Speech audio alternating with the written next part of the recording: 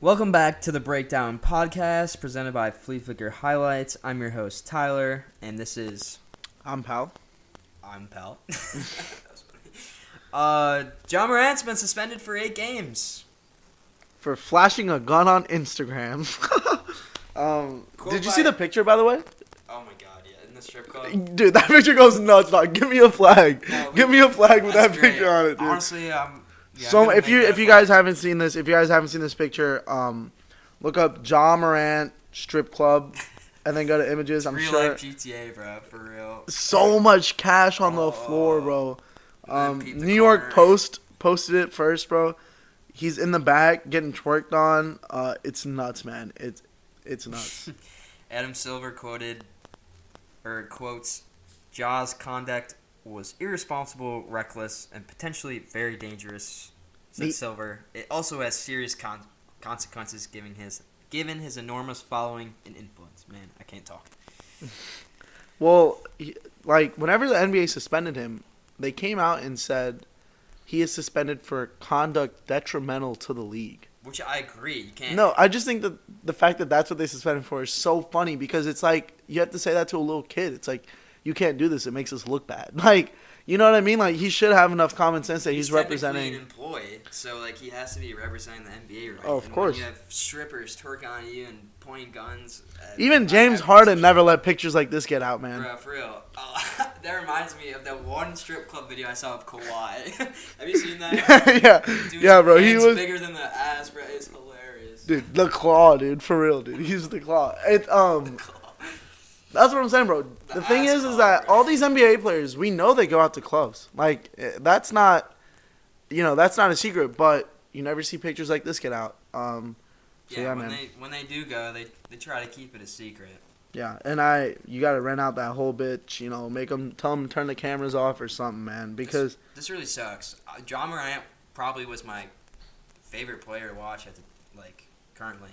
Yeah, he is definitely. I mean, what did Giannis call him during the NBA?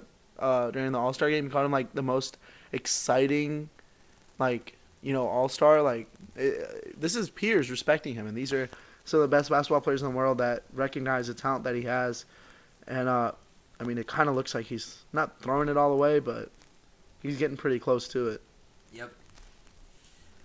Every action has a consequence. John Morant's consequences. Do you think 8 games is too late? Do you think it's too late? 8 games, no pay. No, you'll probably lose a couple endorsement deals. So. You think he will? I think the games aren't as important, to be honest. And you see other players.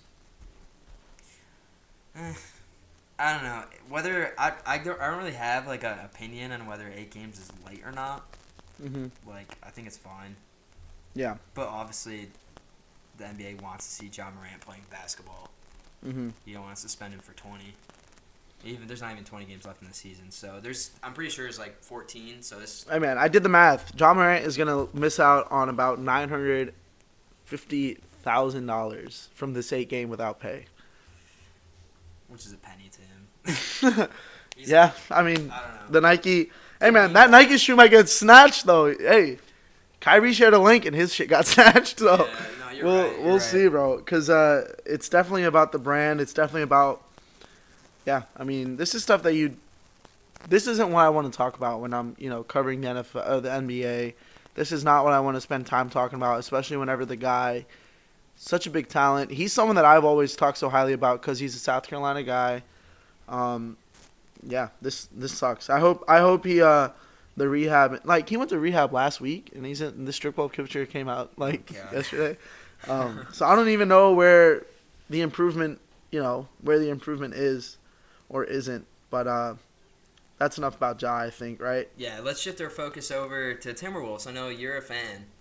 Yeah. Cat still dealing with a calf injury, but he's likely to come back in the coming weeks. Mm-hmm. Where do you think this Timberwolves team finishes in the West? That is a pretty tough question because the Timberwolves, safe to say, the Rudy Gobert experiment failed. Yeah, they thought that they could do what Cleveland's doing with the 2 big lineup, have one offensive-minded big, have one that'll focus on the defense and rebounding. Rudy Gobert is just a black hole of effectiveness for this Minnesota Timberwolves. I think I was looking at something where Their starting lineup without Cat it's so dead. It's one of the worst offensively, like advanced stats. It's one of the worst offensive lineups in the league. Without Cat? Without Cat, yeah, sorry. Without Cat, with Rudy Gobert starting, that lineup is pretty stagnant on offense. They can't really get anything going inside the paint. They don't have great shooters. Which is kind of funny because I would say a year ago today, I would say Cat is the most overrated player in two ball dominant.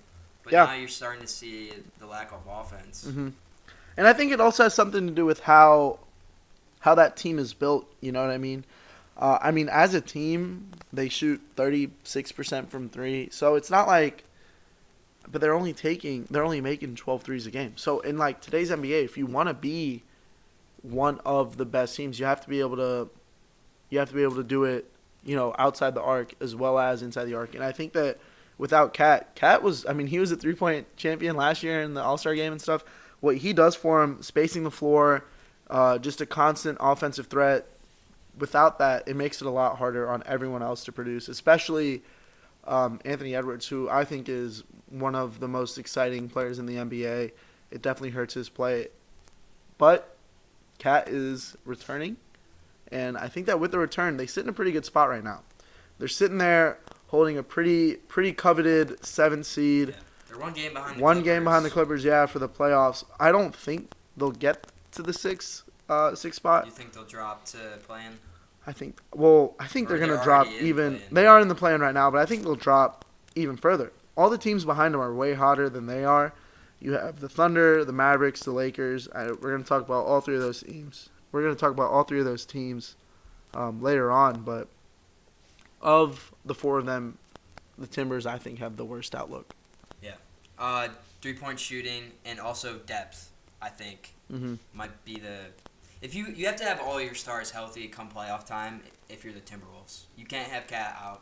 I don't even think you can have Rudy Gobert out. You're not going to do shit in the playoffs if you don't have your stars. Mainly because you don't have depth and don't have 3-point shooting. It's kind of a similar situation to the Lakers. But ironically enough, they're actually rolling. The Lakers are rolling without LeBron. Beat Pelicans last night by a fair amount. AD's been having himself some nights.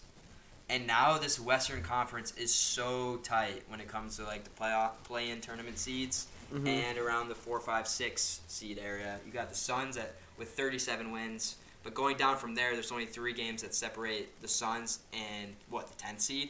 So out of these 4 teams, the Clippers, Lakers, Warriors, and Mavericks, all teams within 2 games of each other, rank these teams in order from best to worst. Right now, or healthy, because I think that Andrew Wiggins not being with the Warriors. Best chance to win. Well, Warriors, Clippers, Lakers, Mavericks in that order. The Mavericks look dead with Kyrie and Luka back. They've been struggling. They're on a 3-game losing streak right now. They can't rebound. Their wing defense is horrendous since moving that Kyrie trade. They had to give up a little bit too much, I think, and we'll see how it turns out. But they don't look particularly strong on that defensive side of the ball. And come playoff time, you got to be able to hold your own on that end of the ball if you want to win a few series and keep it going. But also, Luka is the best player in the world, in my opinion.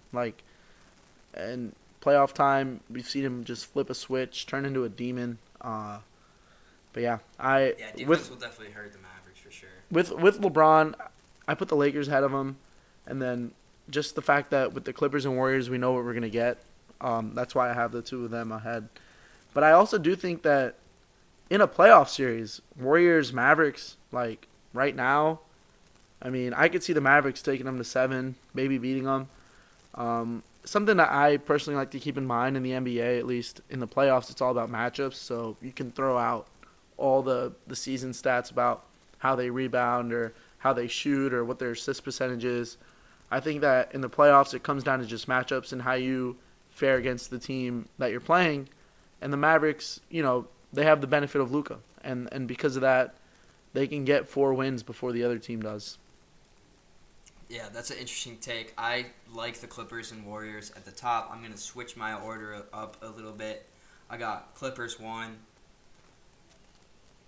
Warriors. No, actually, I'm sorry. I meant to say Lakers instead of Warriors.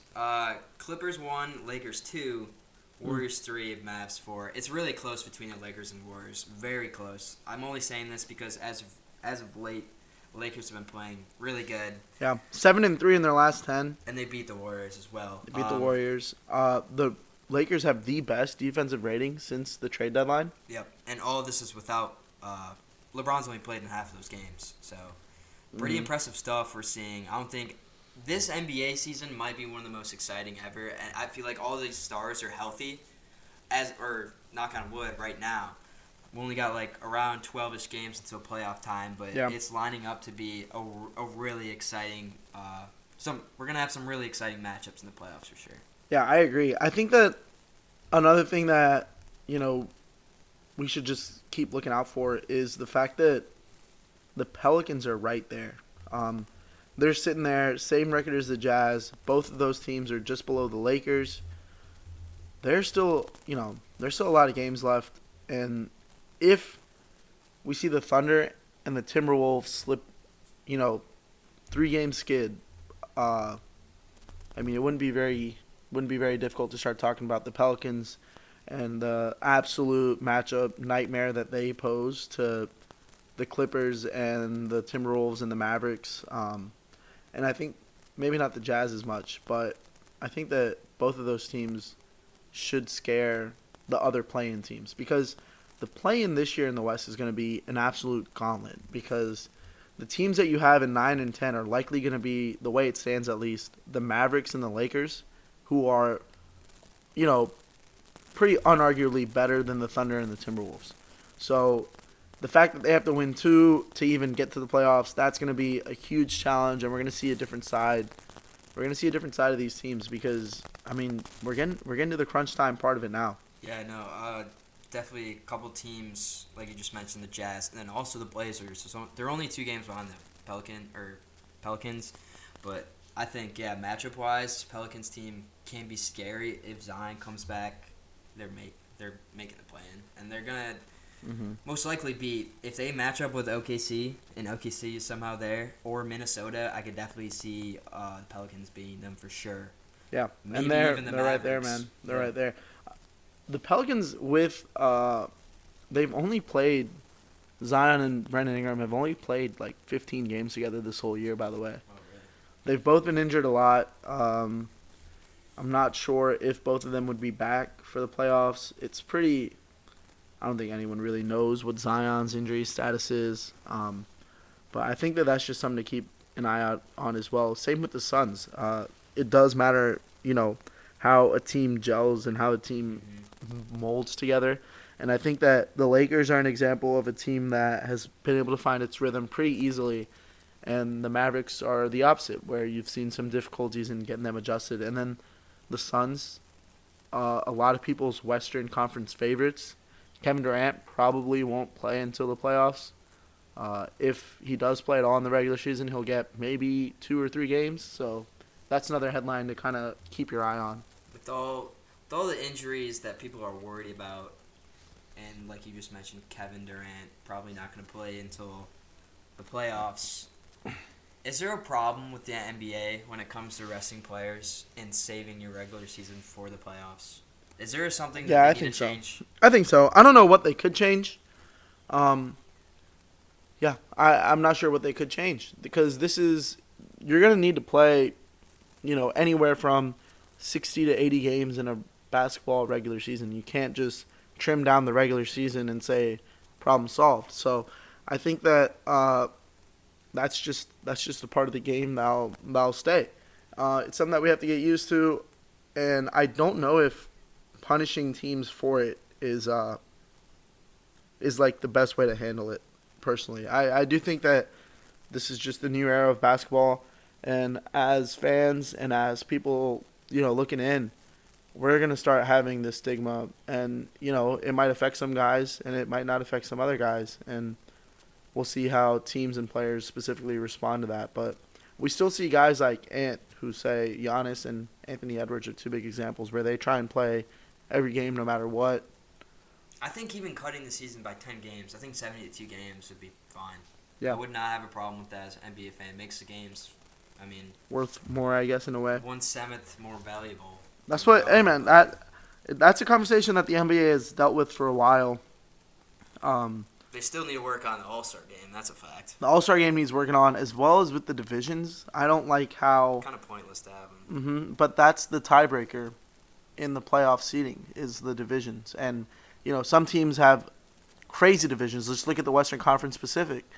And then look at the Southeast. Like, someone has to win that division. It'll probably be, like, the Heat or something like that, man. And so, there's a lot of change. Pair division winners with playoff seeding.